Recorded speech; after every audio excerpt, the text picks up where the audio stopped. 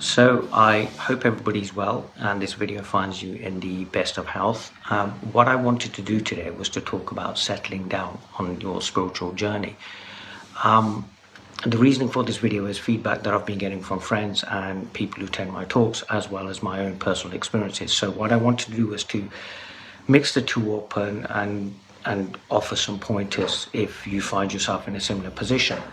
I had a dear friend of mine ring me the other day, and we were having a really lovely conversation about how his life is going, and it's going really well. However, during the pandemic, he had a really torrid time of it, with him and his family being put in a really awkward situation. That's now resolved, and what he said is that as he's trusting life more and more, he's finding that life is just coming together for him. He's finding that balance. He's getting ahead in life now, but it is bringing up some anxiety and sometimes some fear as well, that hold on, this is all going on, and what happens if it all goes wrong, or what happens if I can't sustain it, or and what have you.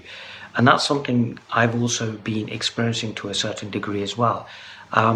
Like many of you know, I traveled up and down the country for years, as well as across Europe doing talks. I was about 6-7 months ago, I was in Devon. I was doing one of my last talks there, and I felt that I wouldn't be talking there again. I felt that I wouldn't really be traveling, and instead what would happen is that I'd go back to Manchester and I would quite possibly start something there. What's really interesting is over the last 4 or 5 years of myself living in Manchester, there never really has been any group form here or any talks happen, and yet there were talks and groups happening all over the country. So I find myself back in Manchester, and it was a place that I must admit, when I first moved to, I wasn't overly enamored by. But I found that I started liking Manchester. Took some time, wandered around, went to some really nice bars and restaurants and coffee shops, and really got to know the city, and thought, well, this is absolutely lovely. So it's found me content to actually be in a place, as opposed to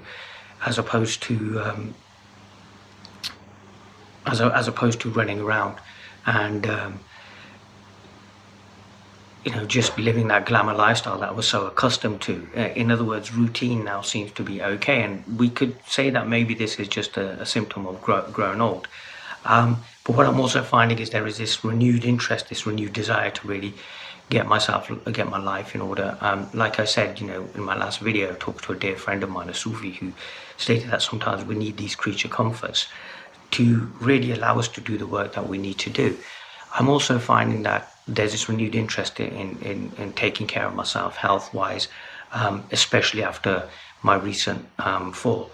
But also at the same time, there doesn't seem to be this desire to engage in small talk anymore, and there seems to be more of a focus. However, I must admit, in all of that, I do sometimes wonder if it's a phase that I'm going through, and am I going to be able to sustain it or not? And the thing is, what I found is, as those thoughts come up, there's also solutions come up as well. And I find what's happening now is there's more routine and structure in my day. And I seem to be, whereas before I wanted to do everything all together, now I'm kind of quite content to have my small list of tasks and complete those, and then use the rest of the day really just to take care of myself, to engage in self-care and to rest. And what I'm finding is it's reminding me of a time when I first started speaking, which was in Glasgow many years ago. And I was always living in the most natural way. So if I got up in the morning and I had breakfast and wanted to go back to bed, I would. Invariably, I'd get out of bed again at 1 or 2 o'clock in the afternoon, and somebody would come through the door. And there was a real flow and a real trusting to what was happening. So I think if we find ourselves in a situation where, look, things are going well and we start feeling a bit anxious, or we start feeling a bit scared, allow yourself to feel that. Allow yourself to really, really try not to resist it at all. Because as we all know, all emotions, all thoughts and feelings always pass.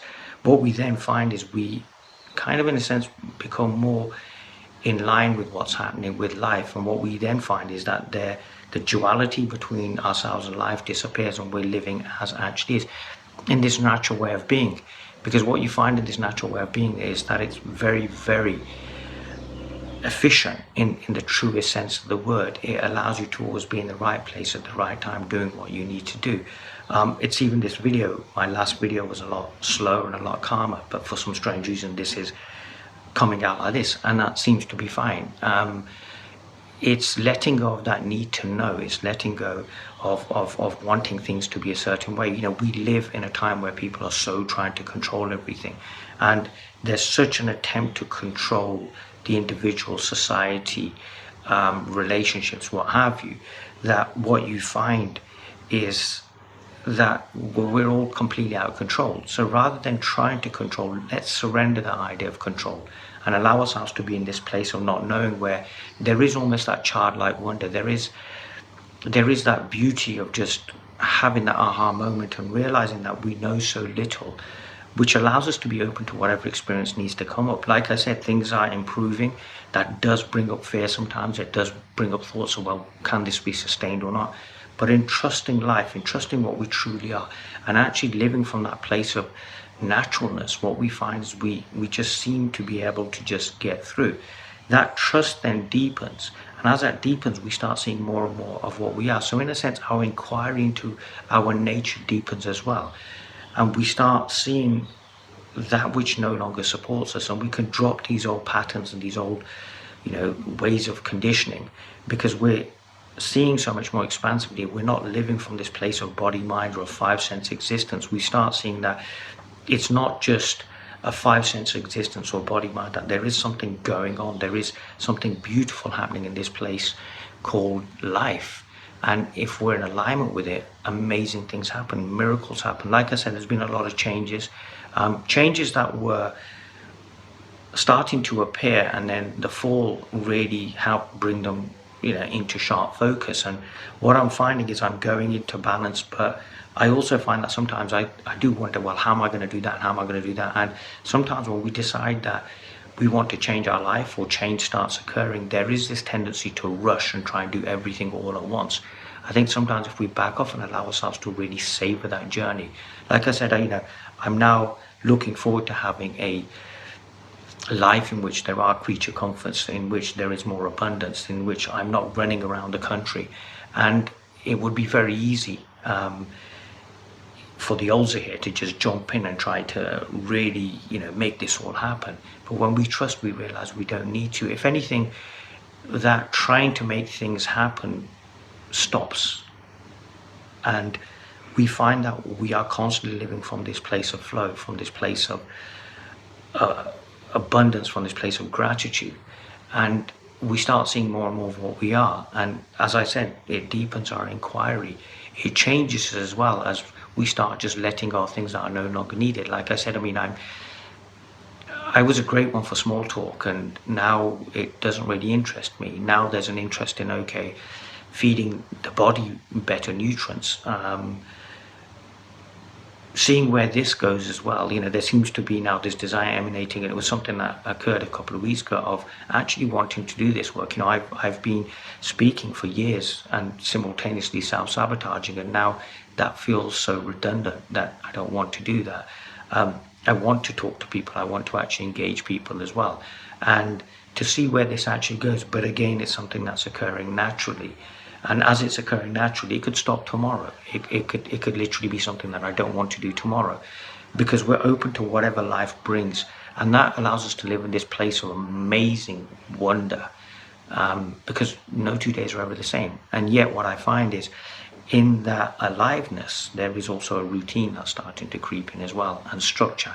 But again, it's occurring naturally. So if we allow ourselves to really just trust what life wants from us, it can be scary at times, and it can bring up anxiety, and it can bring up all these ideas of, well, how am I going to pay my bills? How will my relationship survive? But if we trust, what we find is we deepen in what we actually are. So we start seeing more and more what we are. We start seeing that we are the question and the answer. We are the solution. And in that sense, there's this empowerment as we start living from this place of what actually is, as opposed to an illusory self trying to construct an image that it's trying so hard to control, and really just creating more stress and anxiety in its life. So I hope that helped. Thank you so much for obviously watching the video to this point. If there's any feedback or any suggestions for videos, please do let me know. If you've enjoyed the video, please do give it a like and subscribe as well.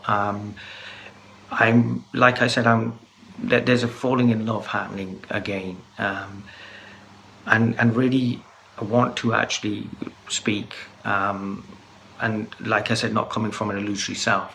And my journey was such that I didn't really get to read all the great spiritual classics, and probably don't know how to use the right buzzwords or what have you, but I'm enjoying this process that's happening as well. So please have a lovely day wherever you are. Thank you again for watching this video, and I shall see you on the next video.